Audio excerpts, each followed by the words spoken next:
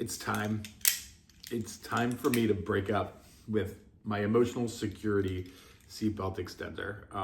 I've carried this with me and used it on probably hundreds of flights. I haven't needed it on JetBlue anyways since last June, but I haven't been able to separate myself from this. I needed this for my own sanity, to not feel judged and have to ask for a seatbelt extender on a flight, because many flight attendants are great, but some of them just give you that look and you know what it is. And this weekend has been filled with a lot of non-scale victories around flights. But today I had to fly Delta, and I had to fly coach, and I had to fly in a seat where if I needed an extender, because it was an exit row, I would have lost that seat.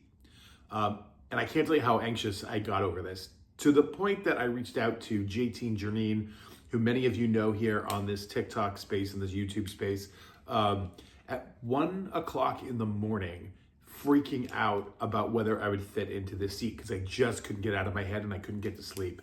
I love this community. She got back to me at 3:30 a.m. and told me I needed to think about how far I'd come on my journey and that this probably wasn't going to be a problem. And it really set me at ease. And so today I finally took that flight and I didn't need the seatbelt extender.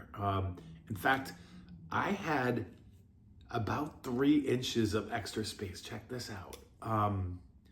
So yeah, on top of that, on my flight out, so I was flying Nashville to LA today, but when I flight Boston to Nashville earlier this week, I was walking down the aisle and I realized I wasn't walking like this with one side of my body out.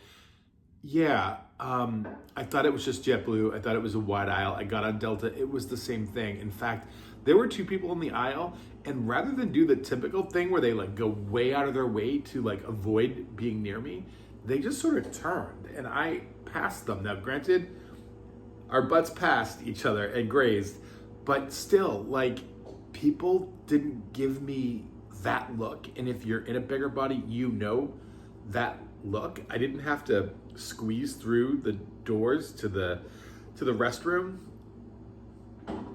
There's just been a wild couple days of realizations around my own body. Body dysmorphia is real, folks, and I can't see what all of you can see, and thank God some of you can see it. Janine, I can't ever thank you enough for talking me off a ledge with a couple texts. You have no idea how much you helped. So yeah, folks, today was a really good day, and I'm breaking up. I'm gonna take it home. I'm gonna put it aside. I'm gonna bring it to Atlanta. And if anyone still needs one of these so they don't get that look from a flight attendant when they have to ask for it, DM me. I would be happy to give it to you. I don't need this anymore. I'm not going to take it on any other flight until I go to Atlanta. So, wow. Big non-scale victory today. Goodbye.